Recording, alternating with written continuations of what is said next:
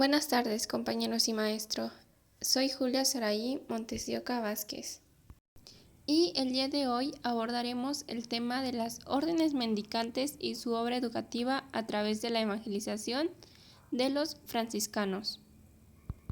Como es bien sabido, una vez consumada la conquista por Hernán Cortés y sus capitanes en 1519, fueron requeridos los servicios de los frailes evangelizadores para coadyuvar a la incorporación de la enorme población indígena al nuevo sistema impuesto por los españoles.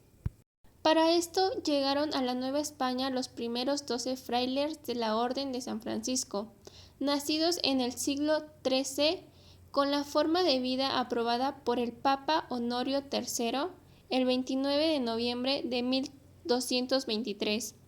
Los franciscanos llegaron a México el 13 de mayo de 1524 para fundar la Custodia del Santo Evangelio, que se convirtió en provincia en 1536. Antes de continuar, quiero mencionar que los primeros frailes franciscanos en llegar a la Nueva España fueron Fray Pedro y Fray Diego Altamirano, quienes venían en las tropas de Cortés al servicio pastoral de los soldados, dado que venían como campellanes castrenses y no como misioneros. Su participación en la evangelización tuvo poca relevancia.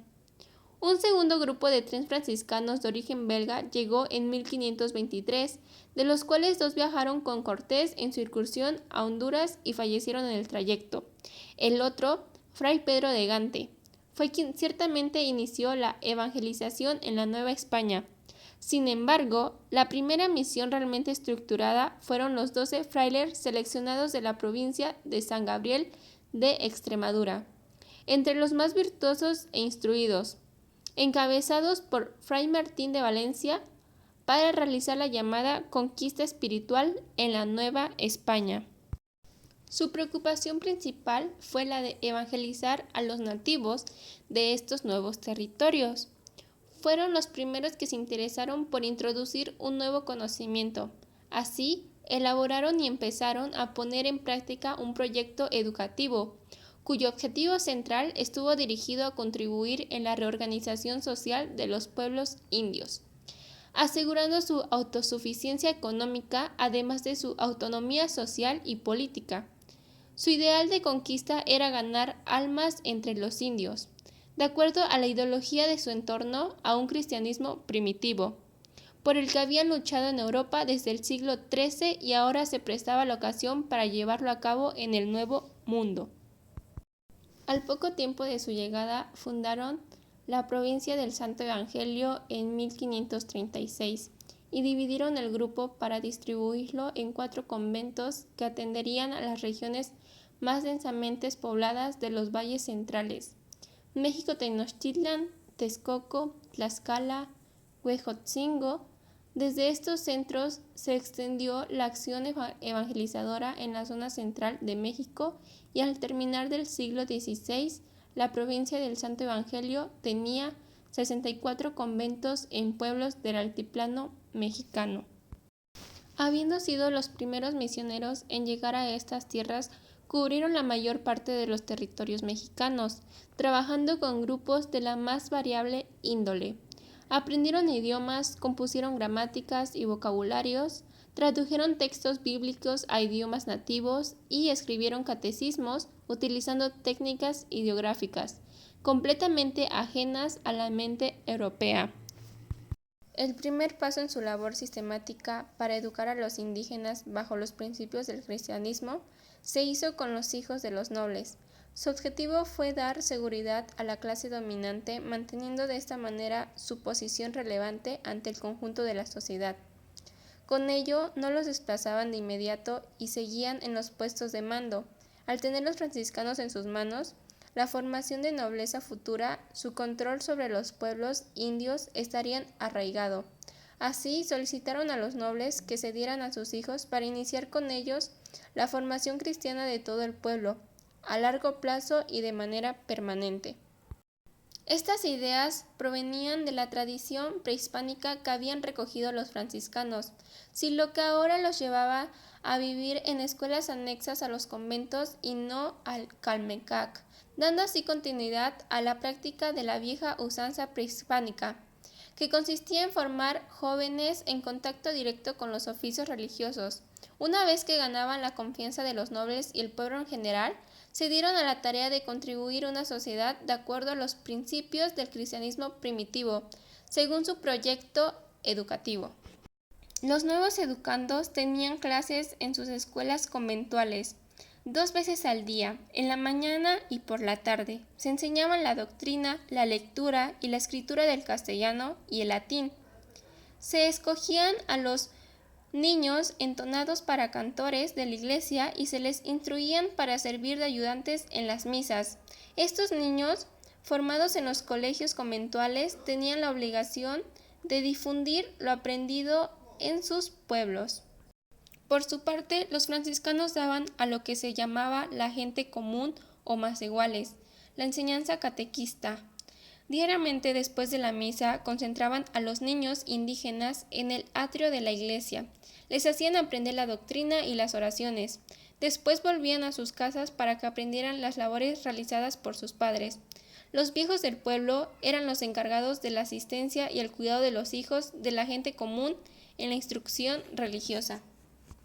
Los franciscanos crearon formas didácticas novedosas en la enseñanza de su cristianismo, frente a la seguridad que experimentaban respecto al hecho de que los naturales eran cristianos sin saberlo, y de que practicaban las formas de vida que ellos propugnaban. Se dieron a la tarea de crear los mecanismos adecuados para conducirlos hacia su ideal de sociedad evangélica pura. Un medio didáctico utilizado por los franciscanos fue el canto y la música. Ponían en verso oraciones como el Padre Nuestro, el Ave María, el Credo y otras. El modelo educativo franciscano se construyó en 3 vertientes. La primera estuvo dirigida a la enseñanza de oficios que recibía la mayoría de los niños y jóvenes para prepararse en el proceso de producción. La segunda a las mujeres, con la finalidad de que cumplieran con las funciones de organización familiar, y la tercera consistía en la educación superior, a la que estaban dedicados en principio los hijos de la nobleza, y en la cual pusieron sus esperanzas para que su modelo de sociedad se produjera, formando a los encargados de asegurar su continuidad. Los franciscanos fueron realmente en el mundo novohispano maestros y pacificadores al educar a los niños y jóvenes indios. Si en cierto modo hubo dureza en los procedimientos, fue con el fin de ser lo mejor para ellos y así darles una buena arma de defensa para su vida futura ante los españoles. Se puede decir así que prácticamente los franciscanos participaron en la evangelización de todo México. Pero no solamente se interesaron en la evangelización, también participaron en el rescate de la antigua cultura mexicana. Ellos crearon la primera escuela de altos estudios de México en el Colegio de Santa Cruz de Tlatelolco, de donde salieron los primeros humanistas mexicanos, indígenas de la nobleza que dominaban, además de su idioma, las lenguas latina y castellana. Gracias a ellos, se salvaguardaron importantes testimonios de la gran cultura mexicana. Un gran investigador mexicano, el doctor Miguel León Portilla, sostiene que sin los franciscanos no es posible entender lo que hoy es México. Y para terminar, quiero mencionarles algunos monasterios que se encuentran en Morelos. Cuernavaca, la Asunción, que hoy es la catedral, es un convento franciscano fundado entre 1525 y 1529. En la portada lateral del templo se ve la fecha 1552, probablemente la de su terminación.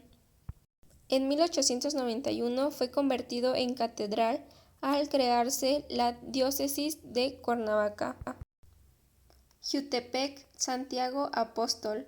Este convento fue la primera visita del de Cuernavaca y la sexta fundación franciscana, iniciado probablemente por 1529, terminando unos 10 años después. Un temblor hizo estragos destruyendo las bóvedas en 1585, quedando sin restauración hasta el siglo XVII, que fue parcialmente trabajado. Temimilcingo, la Asunción.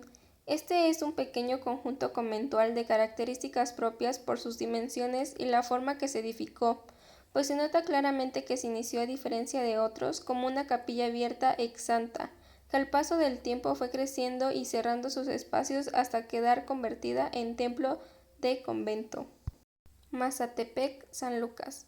Este convento surge en el siglo XVI sobre un sitio prehispánico, probablemente de persistencia religiosa, que da origen después al santuario del Señor de Mazatepec.